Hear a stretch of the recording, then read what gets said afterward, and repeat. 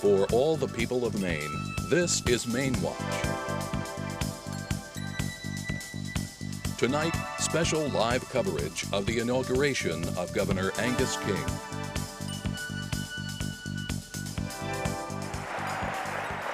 Welcome to the Augusta Civic Center, where in just a few minutes, Angus King will take the oath of office for his second term as 71st Governor of the state of Maine. Good evening, I'm Don Carrigan. Welcome to this live broadcast on Maine Public Television and Maine Public Radio of the inauguration of Governor King.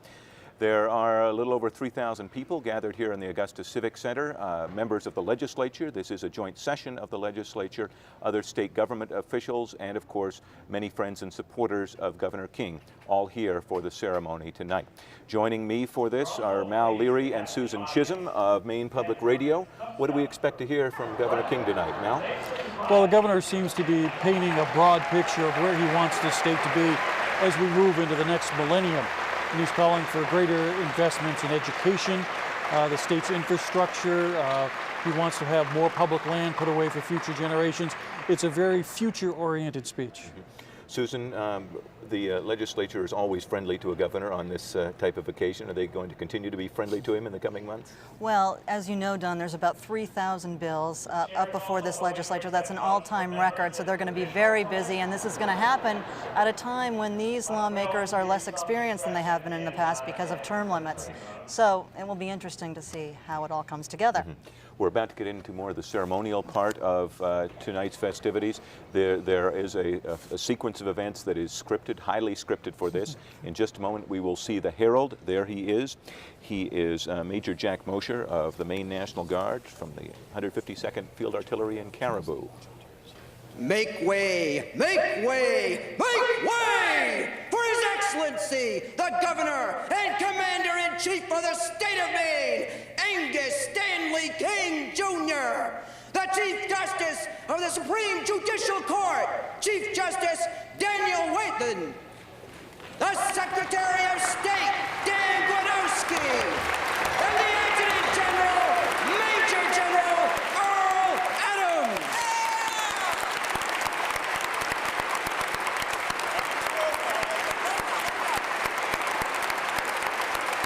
This is somewhat similar to the way the governor's annual State of the State address goes, with a herald coming in and announcing the governor's entrance, a herald from the Maine National Guard. But obviously, it happens a little bit differently from this.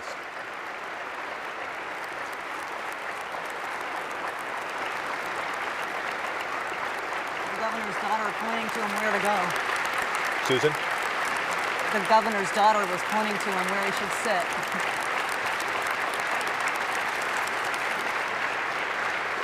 In just a moment, the house lights dim and will be treated to a bagpipe performance celebrating the governor's Scottish heritage.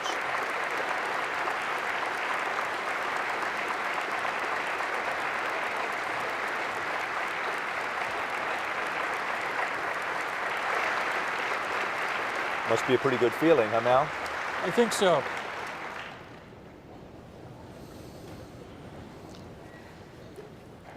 Now our lights will go out, most of them.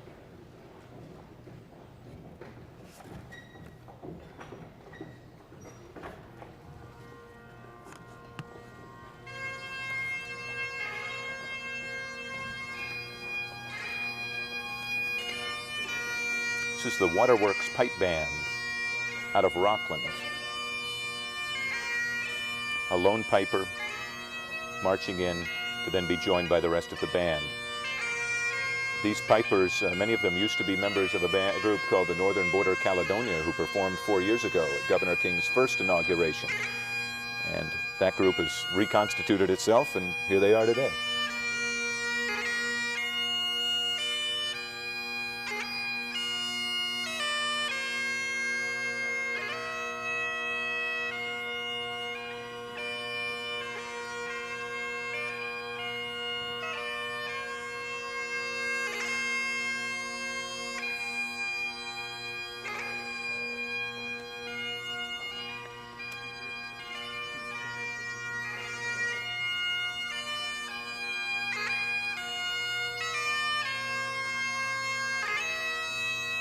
Susan, do you like bagpipes? I love bagpipes. Good. Do you? I do. I think they're wonderful. They're one of my favorites.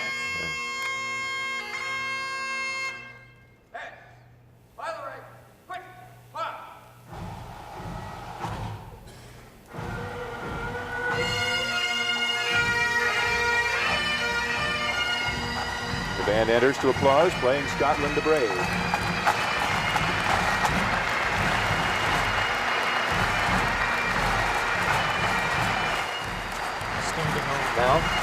Standing ovation, Don. The crowd really likes the band as they come in. Bagpipe bands always get a big applause when they enter. I don't know if it's part of the tradition or just, I don't know if there's that many people who love them, but it's a great sound. The band marching down the center aisle, they'll form up in front of the stage. They'll play for a couple of minutes and then move on. Following that, we'll have the presentation of the colors.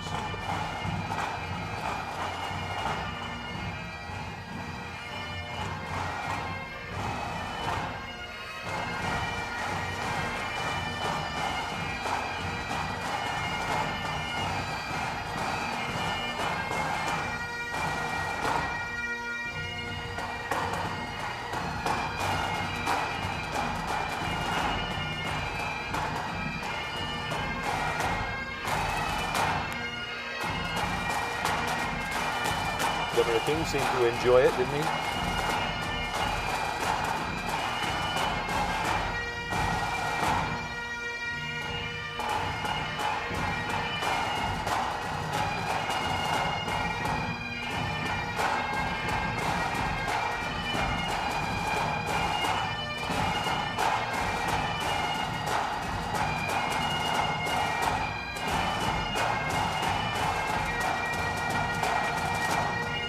The audience might like this now because they were running a little ahead of schedule and there were some several long pauses in the festivities shortly before the governor entered. So now at least the crowd is getting to see things move on.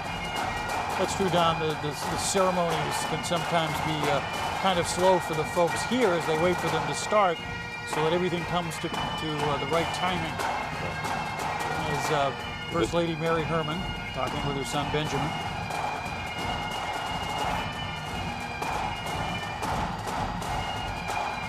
Recall 4 years ago, Benjamin had trouble staying awake and was kind of fidgeting in the corner during most of the inaugural.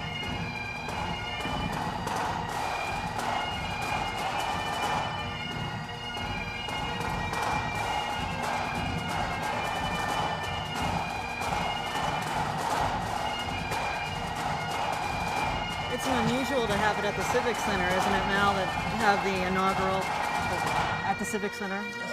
It's relatively new. The first governor to do it was the first independent, James Longley from Lewiston, because he didn't think there was enough room in the State House to do it. So they had it here at the Civic Center for the first time. Prior to that, it was held in the House chamber like the State of the State address is traditionally held. There's a funny story about that, and let's keep Mal and Susan's microphones on here, that a number of years ago, then they sent a delegation of legislators to invite the governor, part of the formality, to invite the governor in. And the governor never appeared. They used to send a single legislator. Right. And they sent the single legislator off, and the governor didn't appear, and time went by, and time went by. Finally, they sent somebody else looking for the legislator, found him in the smoking room, and said, well, the governor knew he was elected already. He didn't need me to tell him. True enough.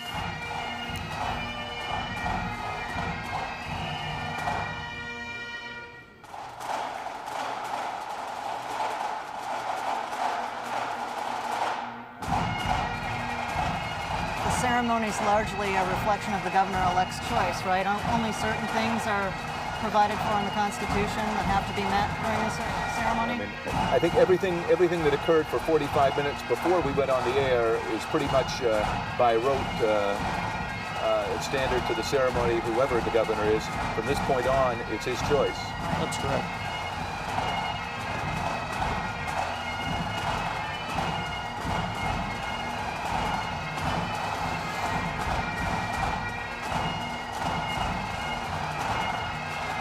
This won't be the end of it either. There's a big gala and ball this weekend at at Bowdoin College. With And 6,000 or before 7,000 people? And before that, the governor's going to have a breakfast up in Limestone and a lunch in Bangor before going to the ball Saturday night. Great applause for the Waterworks Pipe Band out of Rockland, invited by Governor King to perform.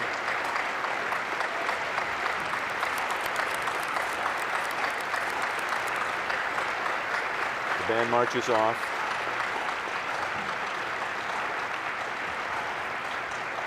And now the color guard from the Maine National Guard will come in. Somebody having a good time. Molly certainly is. Remain standing for the presentation and posting of the colors by the Maine National Guard, followed by Rebecca McCandless of Scarborough, who will sing the national anthem, the Star-Spangled Banner.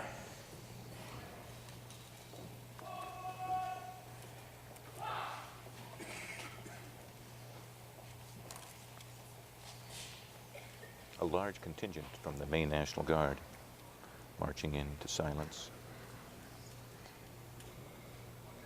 The honor guard carrying rifles will form up on either side of the aisle as the colors are paraded down. Rebecca McCandless, a 10-year-old girl from Scarborough, who was chosen out of several others in a sort of star search competition to find a youngster to sing the national anthem tonight.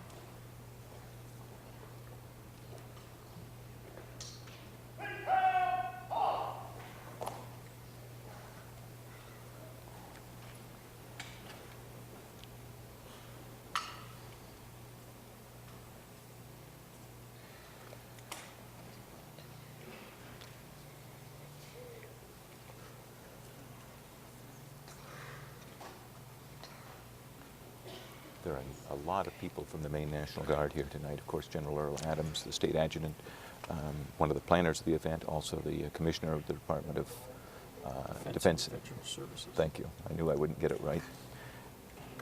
And National Guard members welcoming people, being ushers, and of course performing these more traditional roles as well for their commander-in-chief. Which most people forget, the governor's also commander-in-chief of Maine's military. That's right. We had a rare occasion to call them up last winter during the ice storm. Correct.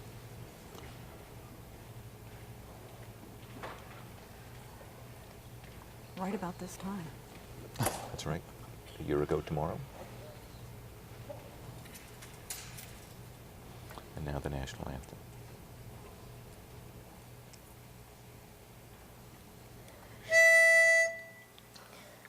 Oh, say, can you see by the dawn's early light what so proudly we held at the twilight's last gleaming, whose broad stripes and bright stars through the perilous fight o'er the ramparts we watched were so gallantly streaming, and the rockets red glare, the bombs bursting in air, gave proof through the night that our flag was still there. Oh, say does that star-spangled banner yet wave o'er the land of the free and the hope of the brave? Wow. 10-year-old girl who might have a future at singing. I don't think we have to worry about raising her aspirations. It's a great point, Susan. On her bio, it says her favorite singer is Ethel Merman. Oh, really? And can you imagine how relieved she must feel right now?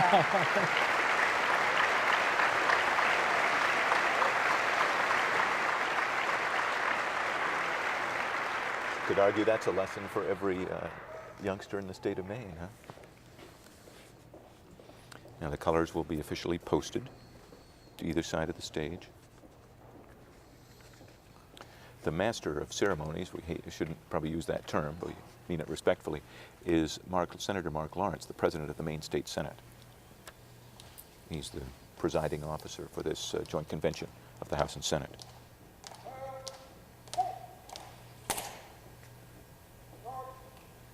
And after the color guard exits, we'll have the official invocation for tonight's event. And that will be given by the new Bishop of the Episcopal Diocese of Portland, Chilton Knudsen. Governor King is an Episcopalian. I believe 4 years ago his own pastor gave the invocation from his church in Brunswick.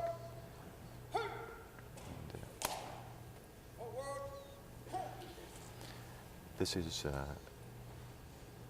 it's pretty rare in the state of Maine that we have anything that's really so ceremonial, isn't it? Pomp and circumstance. It's about every 4 years.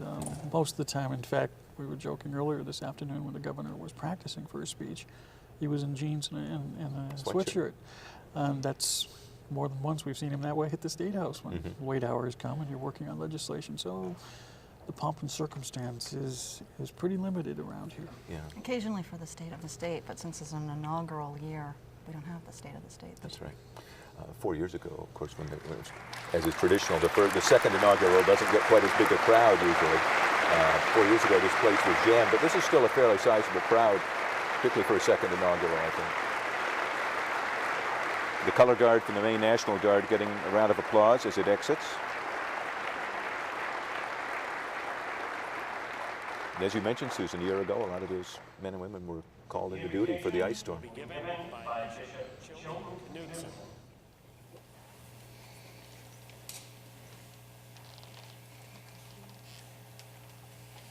The Episcopal Bishop of the Diocese of Portland.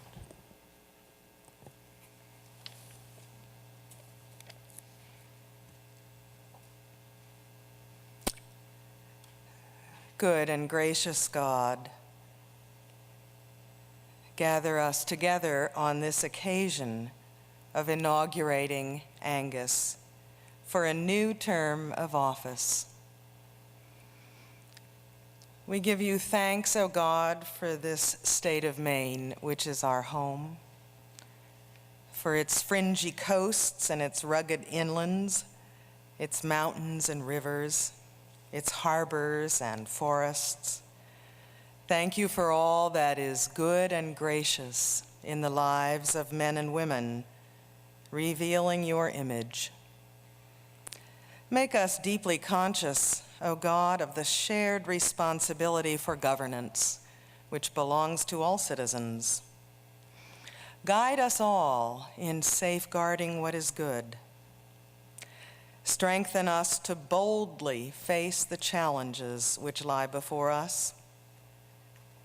Deepen our commitment to the ideals for which our forebears in every generation have given their lives, for responsibility, freedom, justice. Fill Angus with every blessing, that he may govern with wisdom and courage. Stir up his creativity, uphold him in vision, sustain him in the tasks that you set before him. Give him compassion and clarity, steadiness and stamina. And as this new term begins, O God, grant to each of us a renewed dedication to one another, to the human community of which we are all members. Strengthen us all to do the work of building human community in this state we call home. All this we ask in your name. Amen.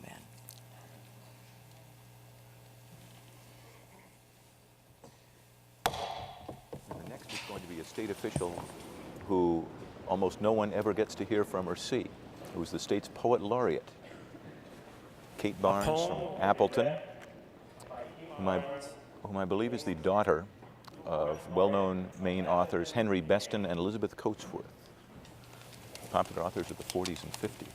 And you can all stay seated. Nobody has to stand up for a poem. This poem is called Neighborliness. In Maine, we're used to it. It's still the custom to look out for the neighbors, a habit handed down from the start of the earliest fishing villages, of the first long strings of 100-acre farms stretched along ridges, each one usually just called the road. On that road, if a man fell sick or a widow was facing a hard winter, it was neighbors who filled the woodshed, the neighbors who shared meat when they butchered. If a house burned down, the whole neighborhood turned out to help build another. When a storm threatened anyone's cut hay, it was everyone who hurried over to help get it safely into the barn. And the helping goes right on. This fall, I heard of someone who had to put a whole paycheck on an old debt and then found a hot dinner waiting on the step when he got home from work every night for a month. But no one ever admitted a thing. In Maine, we have a way of looking out for one another. When the great ice storm struck us last year, the grocery stores were full of extra heaters left there for anyone to borrow, and the whole state was busy with cheap cans of water and stacks of wood, making sure we were all right, that everyone would pull through. In Maine, we are glad to be part of a land that remains so beautiful under its green skin of woods and open fields, that is glitteringly bordered by thousands of miles of breaking waves, and that is lovely too, with an unbroken tradition of concern with the kind, enduring grace of its neighborliness. Thank you. That's Kate Barnes, Maine's Poet Laureate.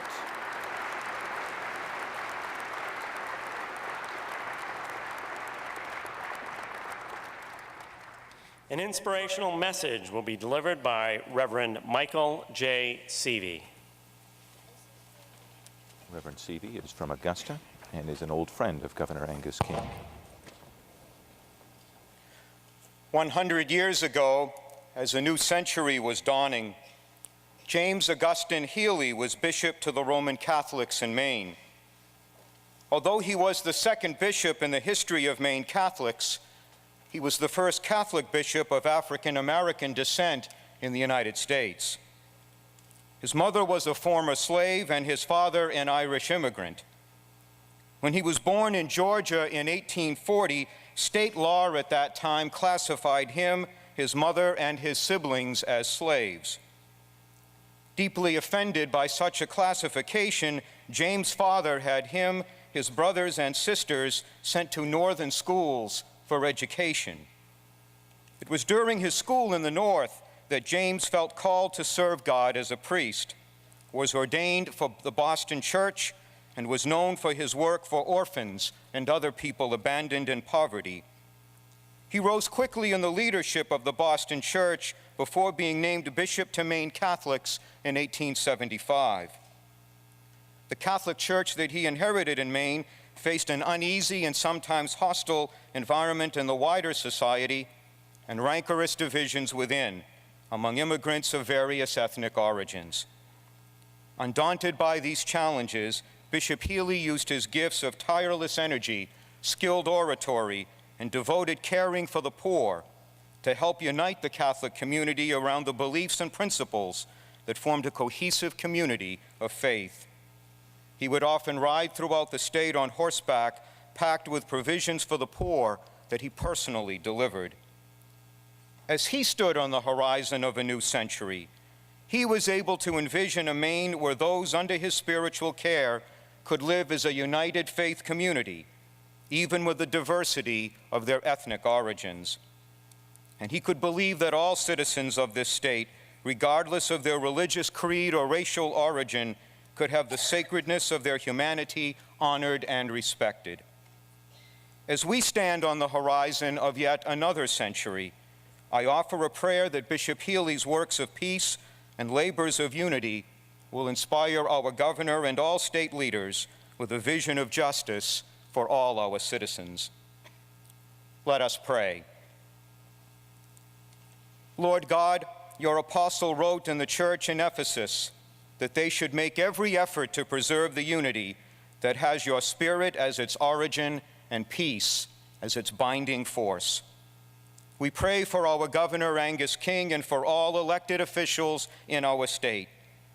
As we stand at the dawn of a new century and millennium, may you inspire them with a vision that seeks a unity flowing from the creative energies of your Spirit and a binding force that serves the dignity and sacredness of all Maine people. May they know the strength of your love, the challenge of your call, and the peace of your consolation. May they count among their greatest achievements their efforts to serve the poorest among us. And may their words and actions bring healing to any divisions, justice to any inequality, and hope to any despairing of the future. May Governor King lead us to embrace this grace time of opportunity for your glory and for the good of all your people.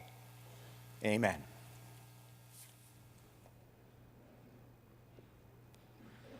And now we will have the oath of office. The chair would ask Mrs. Stanley King to come forward. This is Governor King's mother.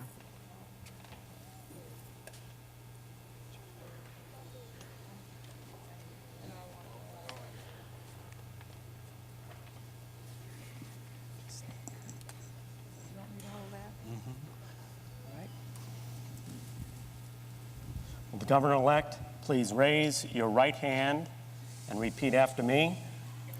I state your name, do swear. I, Angus Stanley King, Jr., do swear that I will support the Constitution of the United States and of this state.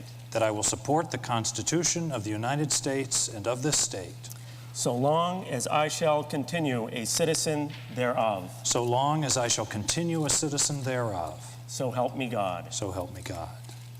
I state your name, do swear. I, Angus Stanley King, Jr., do swear That I will faithfully discharge. that I will faithfully discharge To the best of my abilities. to the best of my abilities The duties incumbent on me as governor of the state of Maine. the duties incumbent upon me as governor of the state of Maine, According to the Constitution and laws of the state. according to the Constitution and laws of the state. So help me God. So help me God. Congratulations. Thank you. Congratulations.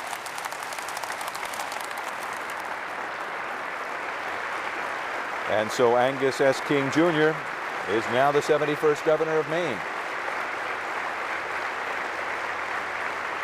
Before the governor's inaugural address is heard, there will be the official proclamation by the Secretary of State, Dan Gwiadoski, who 4 years ago was Speaker of the Maine House of Representatives at this event. And the governor's speech will be unusual because it'll be preceded by a video. Secretary of the State, Dan A. Gwiadoski, will come forward and read the proclamation.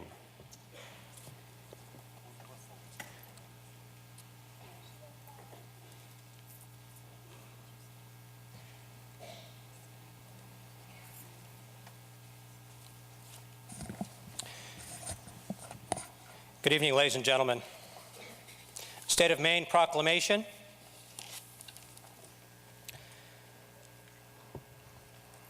The votes given in on the 3rd day of November last in the cities, towns, and plantations of the state of Maine for governor, the returns of which have been made to the office of the Secretary of State, having been examined and counted by the legislature, which has declared that a plurality therefore was given to Angus S. King, Jr., that he is duly elected, and that he, having the presence of the two branches of the legislature in convention assembled, has taken and subscribed the oath required by the Constitution to qualify him to discharge the duties of that office.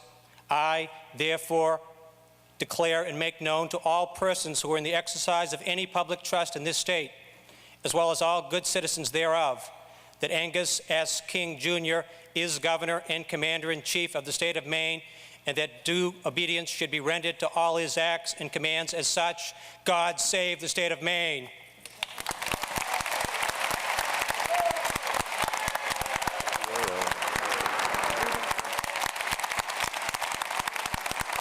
I didn't know if they needed...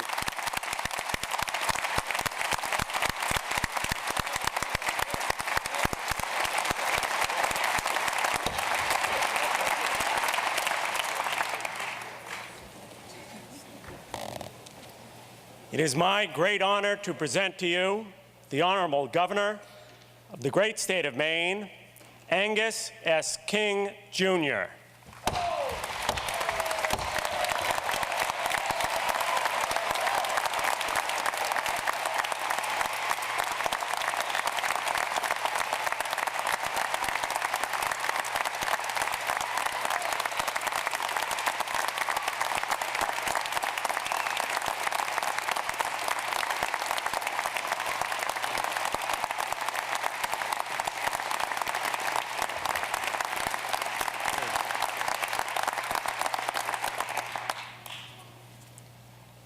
We will begin.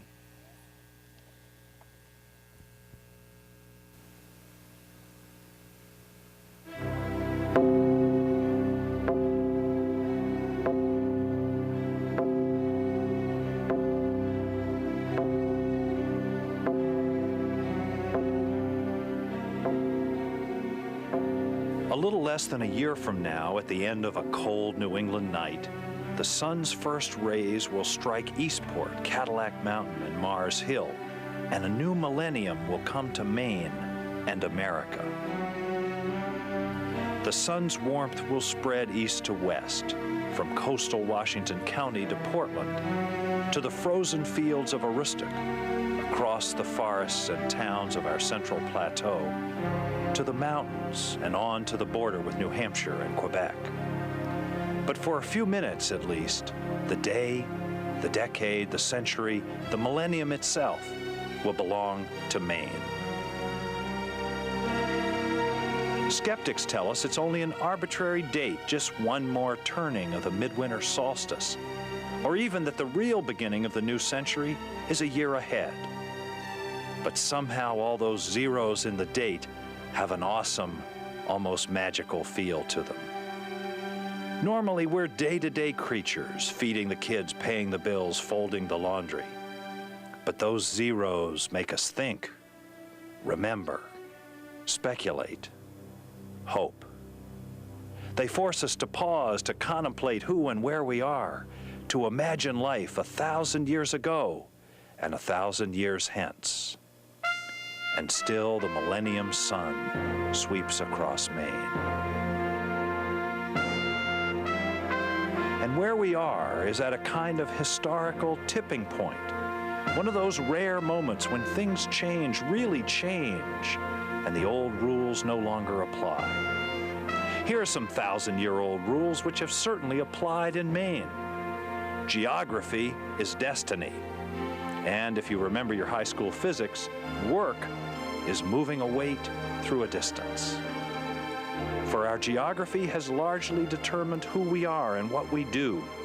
The ocean, the forest, the fields, as we have drawn sustenance and value from the land and the sea.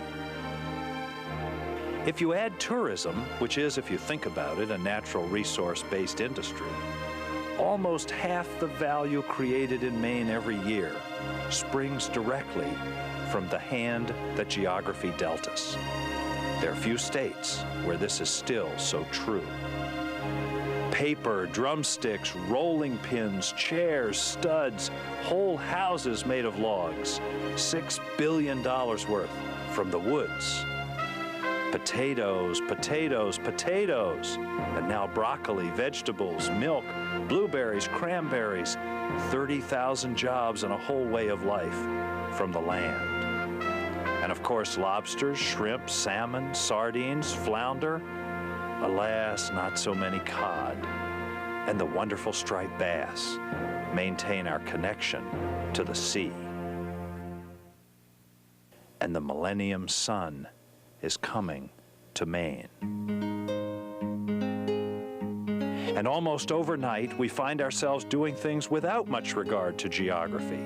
Suddenly, Maine is fish and silicon chips, hardwood and software, the back 40 and the back office. The lathe, the purse seine, the chainsaw, the harvester are still the tools of our trades. But so are the computer, the telephone, and 80,000 miles of spun glass that links us to Calcutta as surely as to Cornish and Concord. For the first time, we are free to build on what nature gave us, but free as well to make our way out into the world.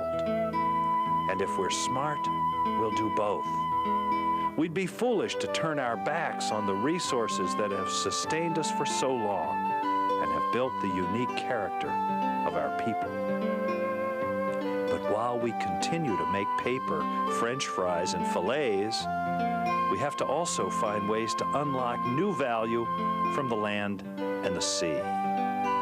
For example, did you know that with the application of a layer of fiberglass and the right kind of glue, a beam of hemlock becomes as strong as steel? Maybe Millinocket can be the next Pittsburgh, fabricating the materials that will build America in the new century, generating good jobs without the soot. Did you know there are 1,800 species of plants and animals in the Gulf of Maine, and that we use less than 75? Maybe the cure for who knows what dread disease is out there in the plankton, the algae, or as a joke on me, in the eelgrass of Sears Island. The Gulf of Maine is as fertile as the plains of the Midwest, but we must learn how to plow and plant it in such a way as to tap its riches without depleting its life. And why not a rebirth of agriculture?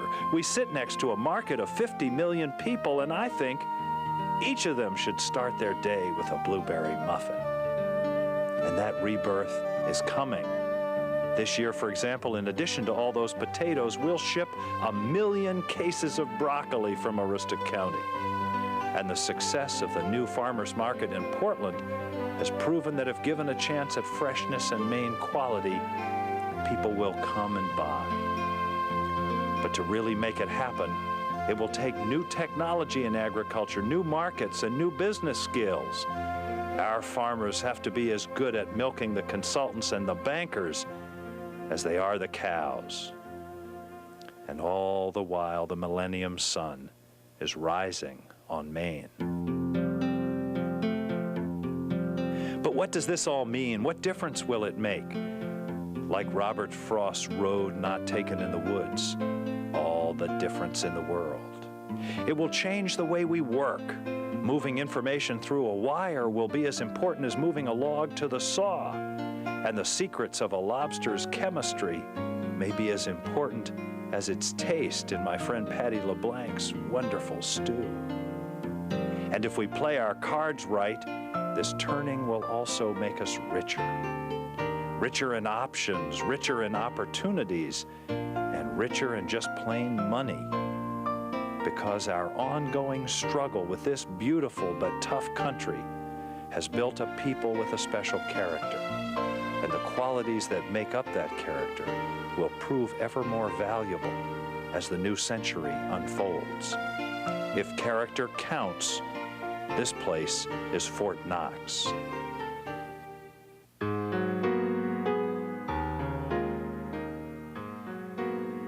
And finally, the millennium sun will warm our children as well. That's where it all starts. That's where we turn the mystical key that will unlock the opportunities before us. It starts with reading to them before they can talk, helping out in classrooms where some real heroes are transferring the stuff of civilization day by day, and just plain being there as parents, mentors, and friends. In the words of my church's birthday prayer, being there to strengthen them when they stand, comfort them when discouraged or sorrowful, and raise them up if they fall. In the prayer, we're asking God to do all those things. Wouldn't be a bad idea if we also did them ourselves. The task before us, then, is to seize this moment, to welcome that rising millennium sun, and to give our people, particularly these young people, the tools to reach out and make an extraordinary future their own. And all the while, the millennium sun is rising on Maine.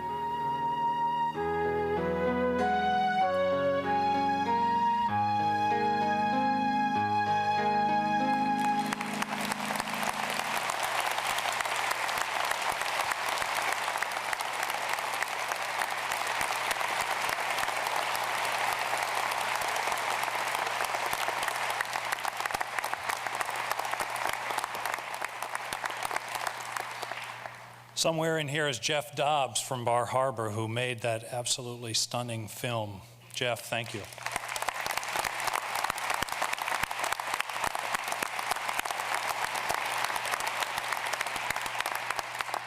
Which I saw for the first time today at 1 o'clock, by the way.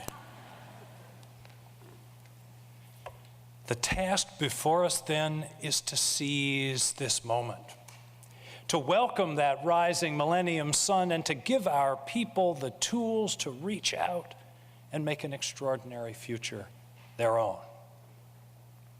There's a powerful assumption built into that sentence. The idea that we're in control of our own destiny, that we can make instead of just take the future. Sure, we're part of the national and the global economy. What happens in Boston and Bangkok is going to make waves in Berwick or Brewer. But we can define our role, we can play on our own terms, and it's up to us to decide, to consciously decide what those terms should be. I don't want to gloss over this point because everything else rests upon it. Our future as individuals, as a group of people, as a society, as a state, isn't written in the stars. And it hasn't been assigned to us by someone in Boston, Washington, or anywhere else. That's the wonderful, amazing thing about this country. We're in charge. And we have it within our power to decide who and what we want to be, and then to make it happen. So, who do we want to be? What's our vision of the good life in Maine, and how do we get there? An old man in northern Maine summed it up pretty well for me during the campaign. He said, "What we want up here is a nice place and the money to enjoy it."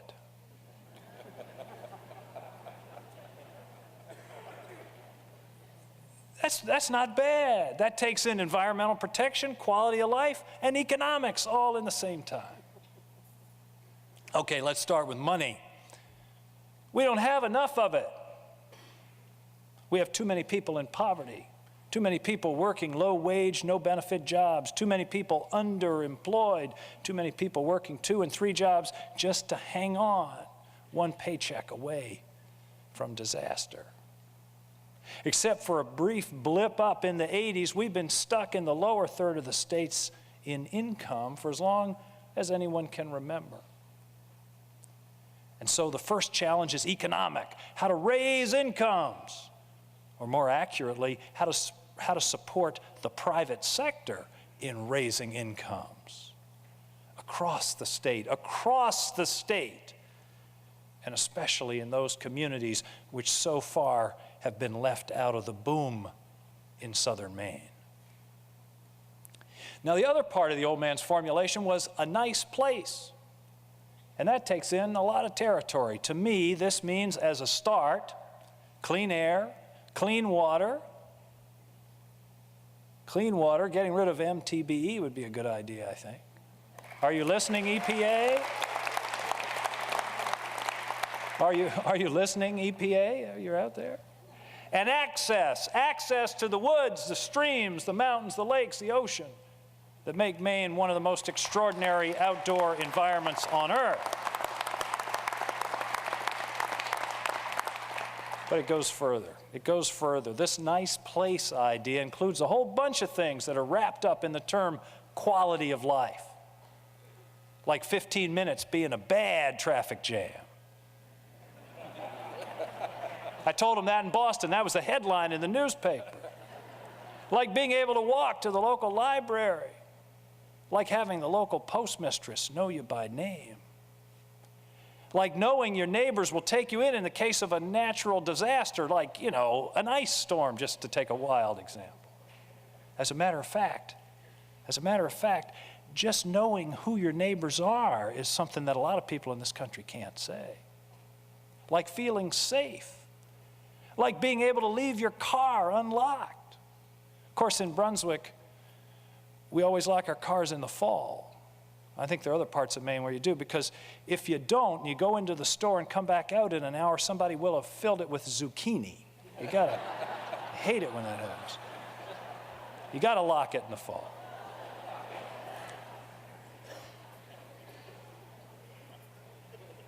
Like being able to see the stars and hear a cricket on the hearth. So how do we get there? How do we increase prosperity in every area of the state? And how do we, at the same time, maintain the values and the quality of life that are so much a part of what this special place means to us? Well, let's start with the jobs. For the past 5 years, I've eaten, slept, and breathed economic development in every part of Maine. I've celebrated plant openings in Fort Kent, in South Portland, Winthrop, Brewer, and Portage Lake, Trenton, Ellsworth, Caribou, Topsom, and points in between. Sounds like a railroad itinerary. Those were the highs, but there have been lows as well. In Bridgeton, Wilton, Winslow. I'll never forget a memorable day when I celebrated with a group of workers in Raymond the expansion of their factory, got in the car, and went up to console workers in Wilton at G.H. Bass in the same day. I hope I never experience that again. We've worked on everything from improving the regulatory climate to cutting taxes, holding down the cost of workers' comp, offering job training and help with international trade, putting on small business conferences, fixing the roads, and yes, even trying to keep us in one area code.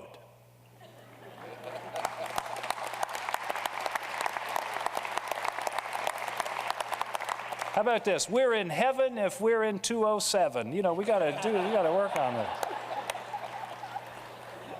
I don't want to get carried away on this.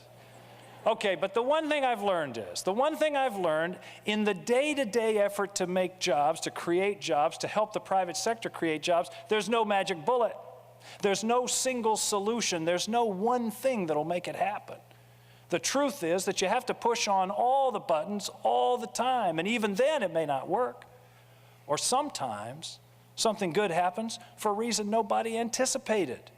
I had a major businessman in my office who said he brought some business to Maine because he liked to drive a Harley and we didn't have a helmet law. Now, who would have thought of that as an economic development tool?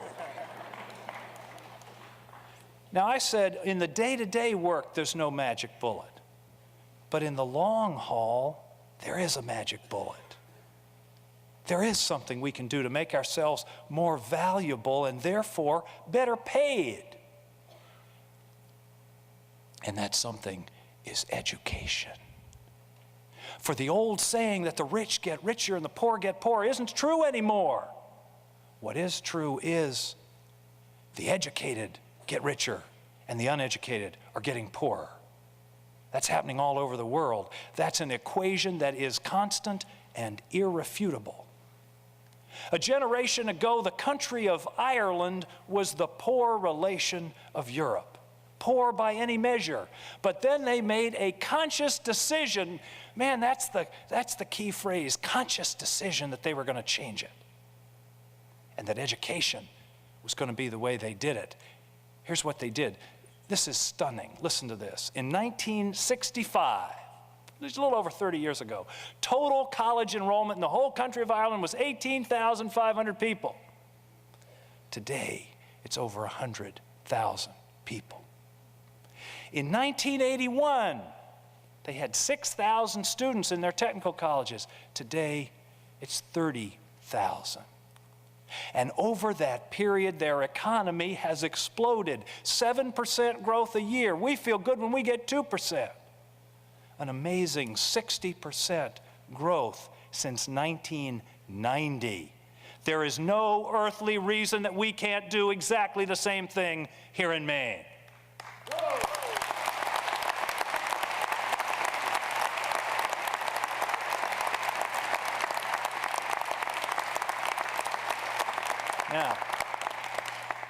Now in K through 12 education, we're already on the way. A lot of people in Maine don't know it, but in the last couple of years, our elementary and middle schools have been at the top of the class in the entire country in math, science, and reading.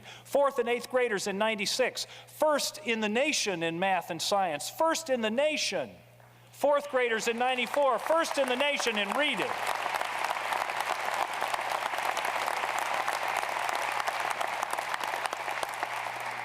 We're a leader in the country in high school completion. We're the first state in the country to have every school and library connected to the internet. And by this time next year, we will have begun the deployment of the nation's most advanced distance learning system.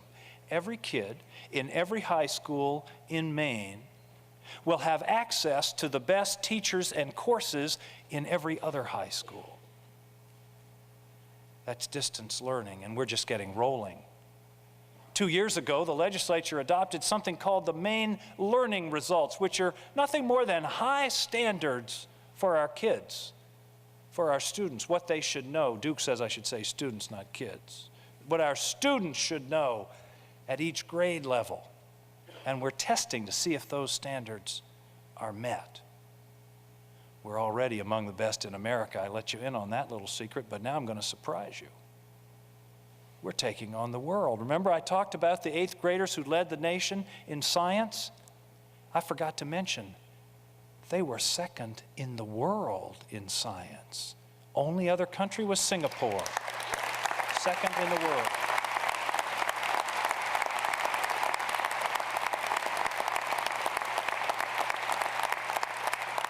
And those 8th graders in math who were first in the nation, they were in the top 10 in the world. Not New England, not the US, the whole world in math. And this is the league we have to play in, my friends, for our kids' peers, their competitors, make no mistake about it, are in Peking and Paris, as well as Portsmouth and Palo Alto. And yes, all this is going to take money. In the budget I'll be submitting tomorrow, the largest area of increase at all levels will be for education.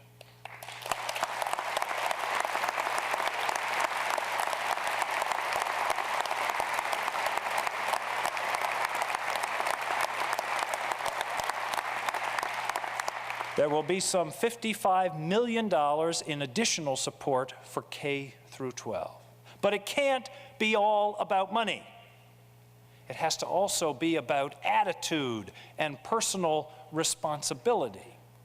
The truth is that if our parents and our communities get more involved in our children's education, volunteering in the classroom like Mary does once a week, going to parent-teacher conferences, mentoring, helping with the homework, setting higher expectations, and because the students have to do their part too. You can't push string up a hill.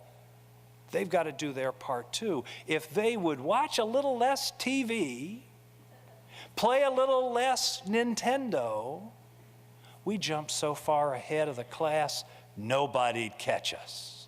How about a simple 1-for-1 rule? Pretty straightforward. No homework, no TV until the homework's done, and no more than an hour of TV for each hour of homework. Just straightforward rule. TV doesn't go on till the homework's done, and you can't do the TV except in proportion to the amount of homework. Hello, college. Goodbye, Rugrats.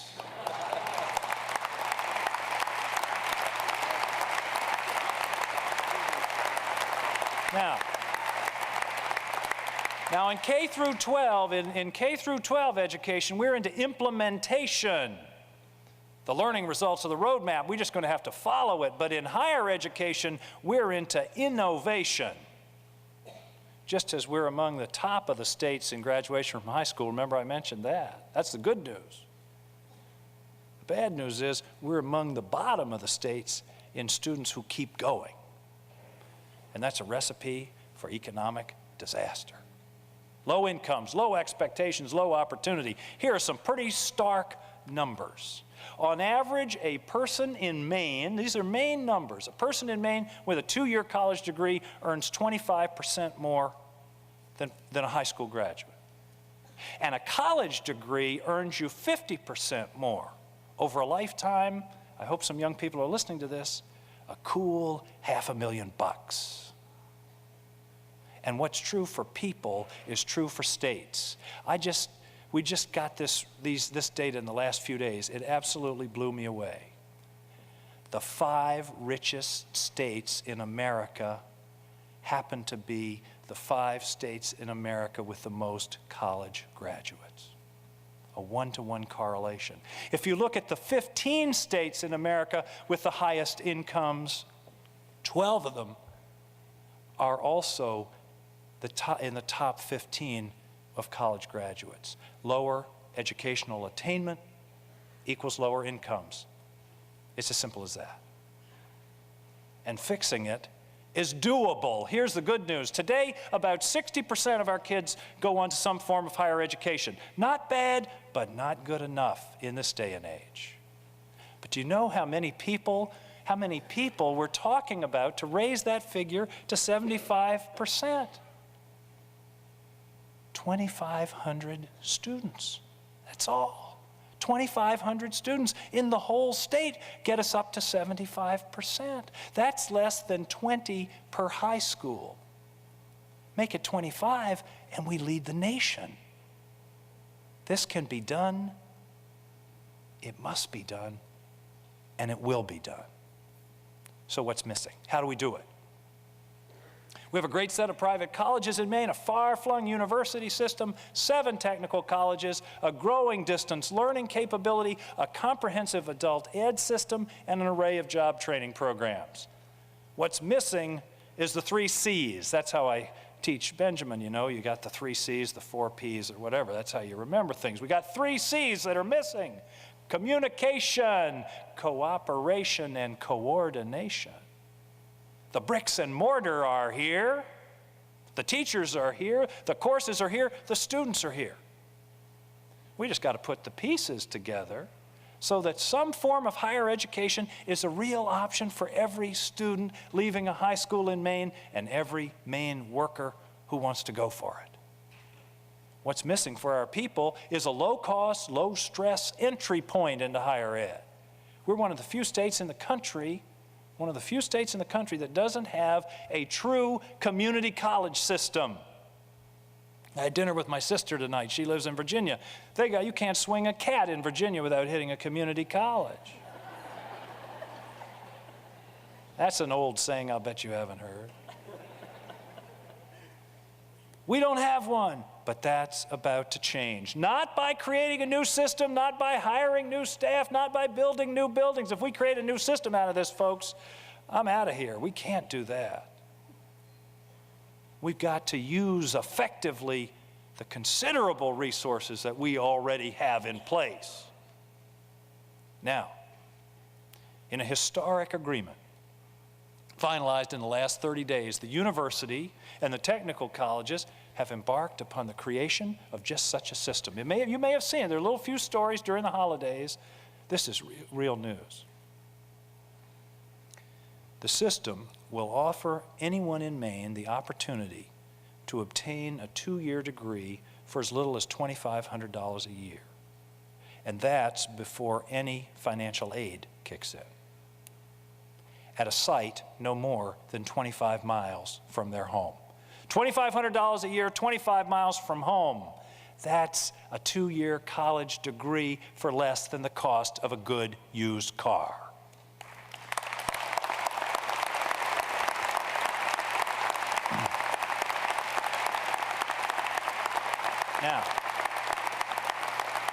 Now, at least equally important, and for those of you that have been involved in higher ed, you know how important this is. At least equally important, this deal between the university and the technical colleges says this: all the credits, every credit which makes up that associate's degree will be fully transferable to the university. Fully transferable to the university.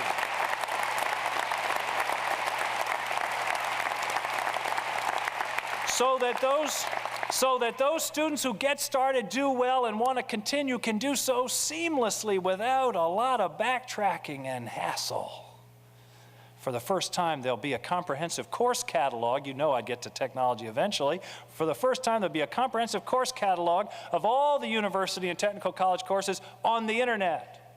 Type in where you live, type in what you're interested in, and up pop the courses.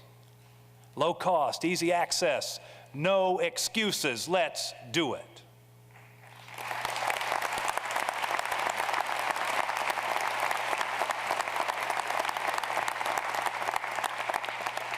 And if we can pull this off, after we pull this off, we'll be able to offer the best educated, best trained, most flexible, and downright smartest workforce on the planet.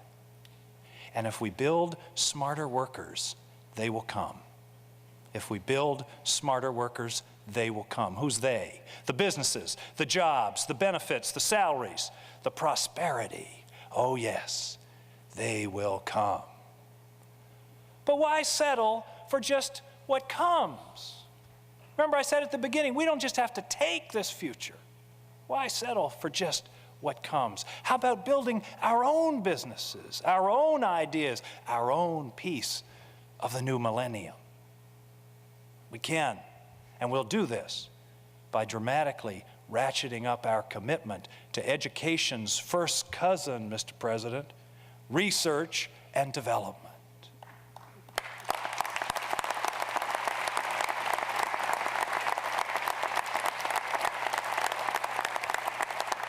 In the video, I referred to laminated wood products, marine technology, biotechnology, new products, processes based upon agriculture.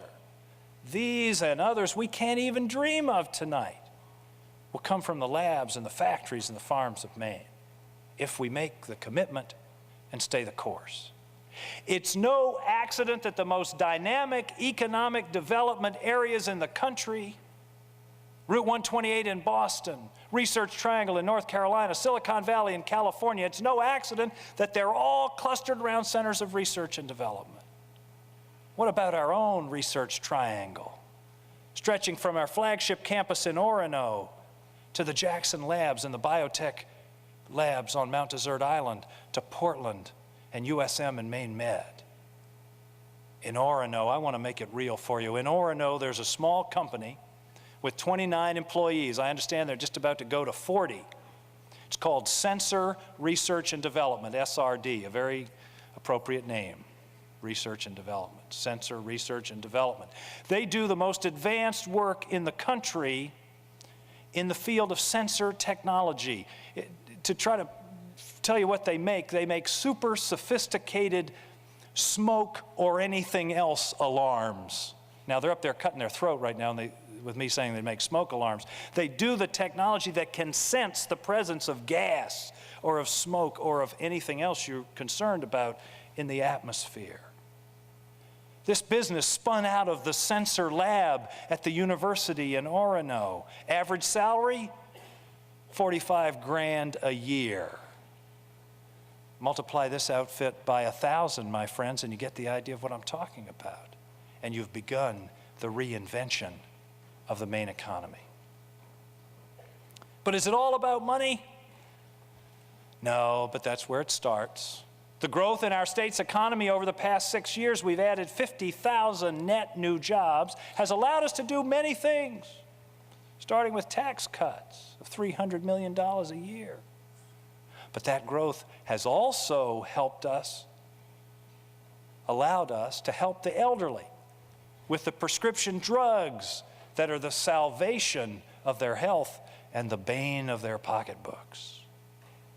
It's helped us to extend health insurance coverage to thousands of Maine kids and to help rebuild the lives of the most vulnerable among us. But it all starts with a good job. By the way, I'm going to see if this mic works. I think sometimes governments forget where the money comes from.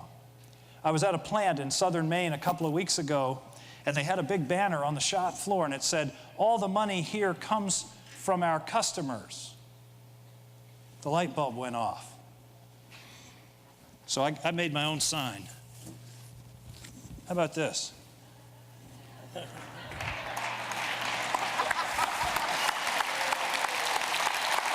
like that? I think it's not a bad thing to remind ourselves of from time to time, is it? I'm going to stick this right down here behind you guys. By the way, I just realized how to deal with the Maine Senate. I watched them. They're all seated down here. If they give me a hard time, I'm just going to send a bagpipe band to stand right in front of them, you know, and do the whole deal. Okay. But there's a paradox buried in my old friend's story about a nice place, the money to enjoy it. There's a paradox in that we ignore at our peril. The problem is that increasing prosperity comes with a price often paid in terms of quality of life. Increasing prosperity, great, we want it. But it means more cars, my friends, more strip malls, more subdivisions where farms once stood, more empty stores downtown, more higher prices for housing, independent small towns turning into bedroom suburbs, more noise and hassle in our lives. Who wants to be more prosperous if at the end of the process you look like New Jersey? See? Doesn't work.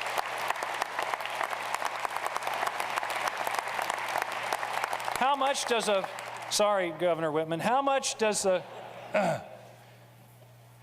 fisherman gain if he makes a couple of $1,000s more a year but can't live by the sea? How much do any of us gain if we're richer in money and poorer in spirit, the things that make Maine what it is, that make it such a special place? How do we welcome the new century and retain the values of the old? Here's an amazing fact, an amazing fact. In the 20 years between 1970 and 1990, the amount of land that went into development in Maine was equal to all the land that had gone into development in the prior 150-year history of the state, just in those 20 years. Now, I got another way for you to look at it. Can we have this map? What I'm going to show you is a map that starts in 1940 and shows the development of Maine through projected up till today and then projected to 2050. Watch the red. Watch the red. See it? I'm going to run it again when it's, let's run it again, because I think you got to really watch this twice. The red you see on this map, my friends, are farms and fields disappearing. Water access being lost. Prosperity spreading, but something precious is slipping away. Again, like becoming more prosperous, dealing with this issue is going to take some thought, some conscious decisions. I don't have a definitive answer, but I do know that if we ignore the inevitable consequence of economic growth, we'll turn around in 10 years or so and say, where did Maine go?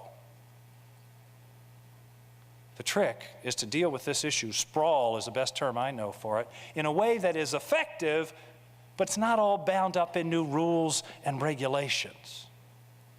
So I think it's time, before it's too late, this is the quintessential before it's too late issue, because you can't undo it once the strip mall's there.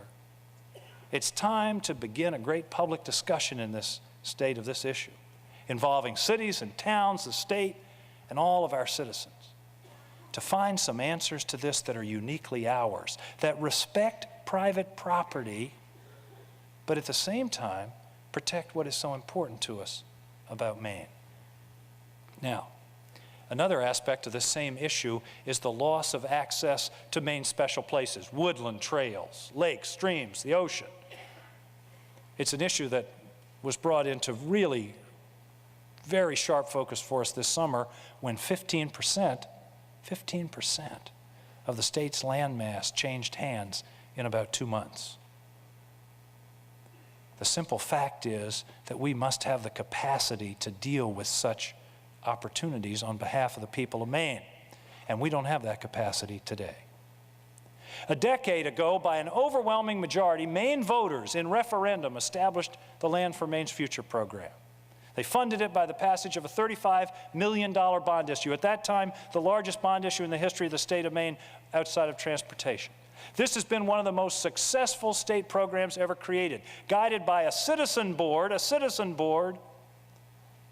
and engaging only in willing buyer, willing seller transactions. This isn't a land grab, nothing's being taken away here. I'm a private property man. Willing buyer, willing seller. Over 60,000 acres of sites. Mount Kineo, Moosehead Lake, the Bold Coast at Cutler, the Kennebunk Plains, the Rapid River and Rangeley, Grand Lake Stream have been set aside for the people of Maine and their children's children forever. There's not much we can do around here that's forever. Setting aside those places is forever. The time has come for us to renew this commitment, to do for our grandchildren what Percival Baxter did for us by preserving those special places throughout Maine that so much define us as a people. If we don't, again, we're going to turn around in a dozen years and wonder where Maine went. Well, if I've had a theme tonight, I hope I have, it's that we have many futures. There's an array of futures out there in this new century, this new millennium, and none of them are assured. None of them have been assigned to us, and none of them are outside of our power to shape. That's the message. The key element is the realization that we have this power if we will but exercise it.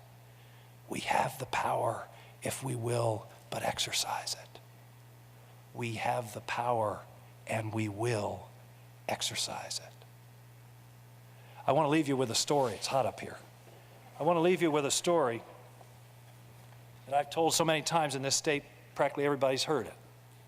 Going to hear it again. If you have heard it, laugh appreciatively anyway. Okay. I'm going to tell it because I think it perfectly fits this situation. It's the story of the preacher and the flood.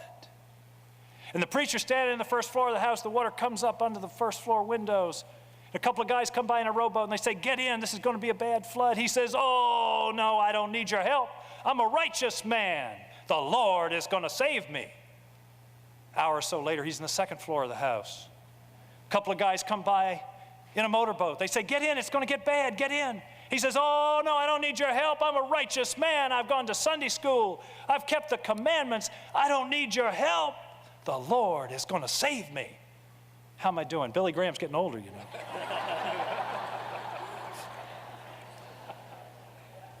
20 minutes later, he's standing on the chimney, and the water's right here. Helicopter comes over, drops a rope. Guy says, "Grab the rope." He says, "Oh, no, I don't need your help. I'm a righteous man. The Lord is going to save me." Sure enough, 15 minutes later, he's looking into the face of St. Peter. And he's furious. And he says, what happened? What happened? I was a righteous man. I kept the commandments. I went to Sunday school. I did everything you said. What happened? St. Peter said, what do you mean what happened? We sent 2 boats and a helicopter.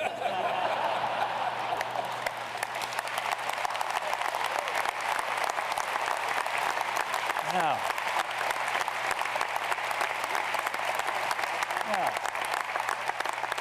the point of the story is grab the rope. Don't wait for it to come from Augusta. God knows don't wait for it to come from Washington. Grab the rope. It's right out there in every town and city in Maine.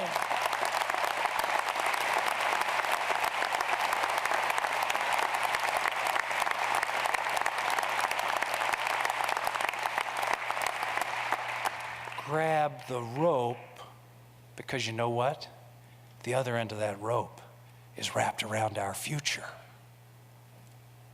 But the critical thing, the thing we've got to do, is to reach out, to dare, to act, to welcome that warming millennium sun, to grab that rope around the future and then hold on for all we're worth. Because you know what? It's going to be a great ride.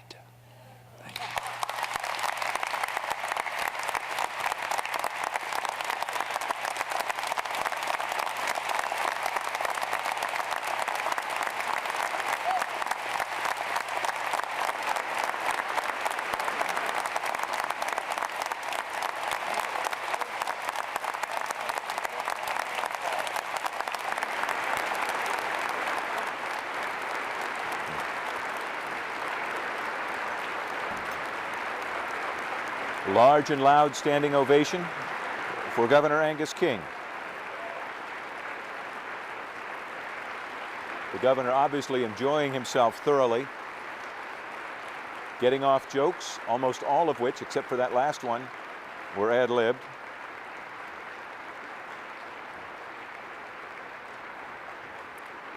Running about 15 minutes longer than originally scheduled.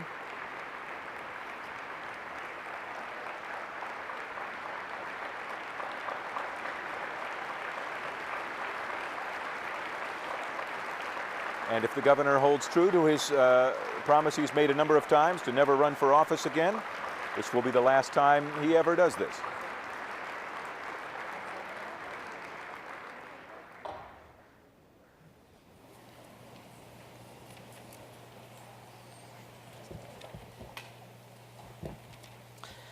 The benediction will be given by Rabbi Paul F.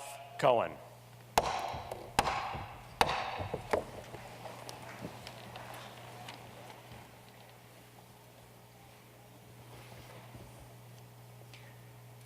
Ribon Kol HaOlamim, Creator of the universe, you fashioned us with sparks of holiness, summoning us to reflect your divine image. As we share your creative work, providing help for those who are in need, healing those who are ailing, freeing those who are still shackled, our lives are infused with meaning. We gain a stake in eternity. God, strengthen us, your partners in creation. Give us the wisdom not to overestimate our achievements, nor to underestimate our power to do good. Give us candor to criticize ourselves, energy to correct our faults, and determination to bring forth the best that is within us. Help us, each and every one of us, to create the kind of community in this great state of Maine where every person matters, where civic institutions are dedicated to compassion and justice, where the needs of our children become our priority, for they are truly our future, where education is the very foundation of all that we seek to accomplish, and the unity of our state is predicated on the words of the psalmist who taught, "Turn from evil, do good, seek peace, and pursue it. Amen.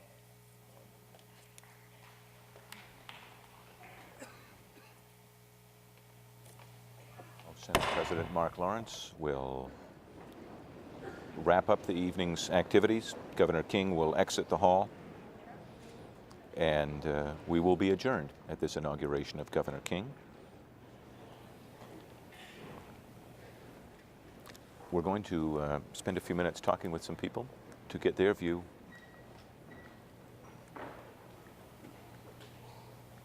of the inaugural address in just a moment.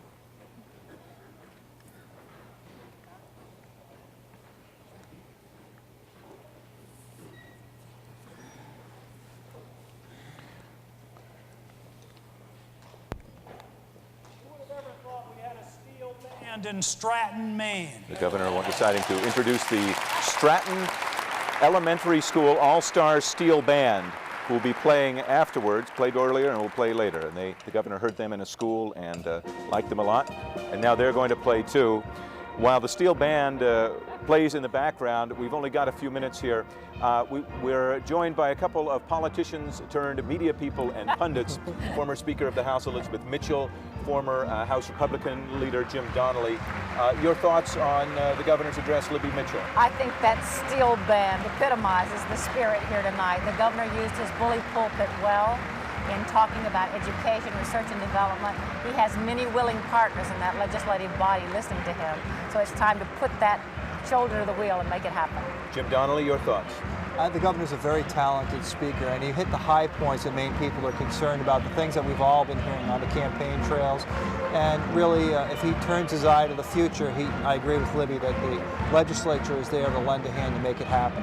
Okay. Sorry, we have to cut you short because time is tight. Let's go to Mal Leary with a couple current legislative leaders. Mal?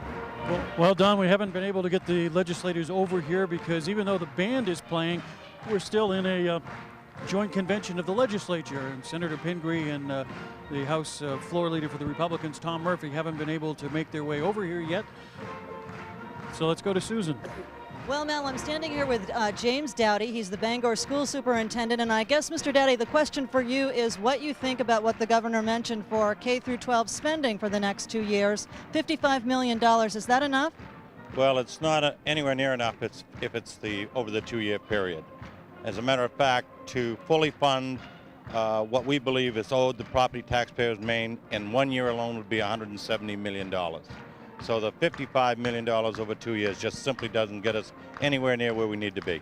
What do you think needs to be done to accomplish what the governor talked about tonight, mainly raising aspirations of young people and getting more than 40% to go to college? Well, I think it's 60% that's going on to post-secondary education now. I think first of all, I compliment the governor for giving recognition for that Maine public schools are among the best in the nation and among the best in the world. But I think what needs to be done, you need to reduce the property tax burden, which is $230 million that is supposed to be shared with the state, and under his proposal, it still won't be shared. Okay, thank you very much, Mr. Dowdy. Don, back to you. Thank you very much, Susan. Education, obviously a big point of the governor's speech, including community college system. Let's go to Mal for some comments on that. Mal? Hi, thanks, Don. I've got Dean Cobb from the University of Maine at Orono with me. Dean, the governor talked about raising aspirations. Is this the best way to do it with a community college system, or is more going to have to be done? Well, I think it's an important step, and he certainly has high expectations for this as part of the solution. And that's a very good place to start, to have high expectations for it. But frankly, it is going to take more than that. What would you suggest? Well, in addition to having the opportunity there, there are some other barriers. Certainly the opportunity to keep the cost low, which he's done, is excellent. And having access within 25 miles of one's home deals with the problem of no public transportation in Maine. But we need to deal with child care issues. We need to deal with long-term goal setting on the part of young people and young adults in this state as well. Thanks, Dean Cobb. Back to you, Don. Mal, thank you. Very briefly, Libby Mitchell, Jim Donnelly. The governor's push on education, Jim Donnelly, to you first. Will the legislature embrace that, or will they be skeptical of a lot more money? Well, my guess is that the education is one place where more money is needed, and the legislature will probably embrace that and maybe one-up him. Okay. Libby Mitchell, do you agree? There is no way we can change economic development and improve our state without more education. I'm so pleased the governor is going to take a lead in that area. The legislature will clearly be there. They were there. Thanks. Let's go back to Susan Chisholm. Susan? Don, very quickly, one of the things mentioned tonight was the governor's pledge to conserve land. He didn't give a lot of details, and I have two gentlemen with me to talk about that. John Reisman, who's an economics professor from Cooper at the University of Maine, Machias, and Pete Didesheim from the Natural Resources Council of Maine. John, what do you think about the fact that the governor didn't mention a specific number, and what are your concerns about that, if any? Well, we heard a lot of what I expect to hear a lot of, a phrase in the future. A focus group tested a word called public access. What the maps the governor put out made very clear is we need public access in southern Maine. In fact, his own panel last year said that's what we need to make acquisitions and preserve recreational opportunities, and we'll support that. We want boat landings, however, not bureaucrats. And before we hand over our charge card for a major purchase, we want to know how much land do you want, and we'll have a bill in the legislature answering precisely that question. And Pete, what about the Natural Resources Council of Maine? How much money do you think is needed for a bond to do the job for conserving land in Maine? Well, what we heard from the governor was his commitment to renewing the Land for Maine's Future program, which he said has been one of the most successful programs that we've had in the state. And we think that the need out there is perhaps in the $50 to $100 million range. What we've achieved in the last 10 years is 60,000 acres of protected land. That's 0.3% of the state of Maine. Only 5% of the state of Maine has guaranteed access for the public, for snowmobiling, for hunting, for fishing, for the future, and that's one of the lowest in the country. And we believe that a substantial bond measure that will be developed by this legislature should go to the public for their adoption. And we would suggest perhaps as much as $100 million, but that'll be worked out. Thank you very much. Don, back to you. Thank you, Susan. Let me ask Jim Donnelly and Libby Mitchell briefly, not to cast a bad light. Was there any one thing for either of you you'd like to have heard the governor mention tonight that he didn't, Libby Mitchell? I think that his emphasis on education was what I wanted him to say. Maybe more specifics would have been helpful, but nevertheless, that's first and foremost in his thinking is an exciting thing. Okay. Jim Donnelly? I think just more details on what the vision is for the future and how we're going to get there. It's good to have a grand vision statement before you implement it, and he did achieve that, but some more details so people can start the work of the legislation right off. Not a lot of comments about the two Maines issue tonight. Did that surprise you? It surprised me a bit, but I think looking at the big picture, if you accomplish what he talked about, research and development, education, you take care of that problem. Okay. I was a little disappointed not to hear more on that topic, where it was such an emphasis before the election. The plan on how to achieve the goal of the election promise would have been nice to hear. Great. Thank you both very much. Mal and Susan, your thoughts on what you heard and didn't hear tonight? Mal? Well, Don, we heard a lot of, as we expected, some broad statements where we want to go, where we want to do in the new millennium. But of course, the details for all of that is what's going to cause some of the problems. The amount of money, for example, he's talking about for elementary and secondary education isn't enough for what a lot of schools want. So there'll be a lot of battles in the legislature. Susan? Yes, and I think if Governor King wants to achieve a legacy in his second 4 years, then he's going to have to come through with some of the economic buttons that he talked about and really push them. So as we prepare for his budget address to the legislature in a few weeks, there'll be a lot of ears straining to hear specifics. Absolutely. As they say, Don, the devil's going to be in the details. All right. Mal and Susan, thank you both very much for joining us. They'll have more reaction to the governor's speech from legislative leaders and others tomorrow morning on Morning Edition and on Maine Things Considered tomorrow night on Maine Public Radio. Next Monday, our Capital Connection program, Senator Mark Lawrence and Senator Jane Amaro, the Senate President and the Senate Republican leader, will both join us to talk about some of these issues, and you can call in. That's Monday night at 8 on Maine PBS. Want to thank all of our crew and the staff at the Augusta Civic Center for their help. Thanks to all of you on radio and television for being with us. I'm Don Carrigan. Good night from Augusta.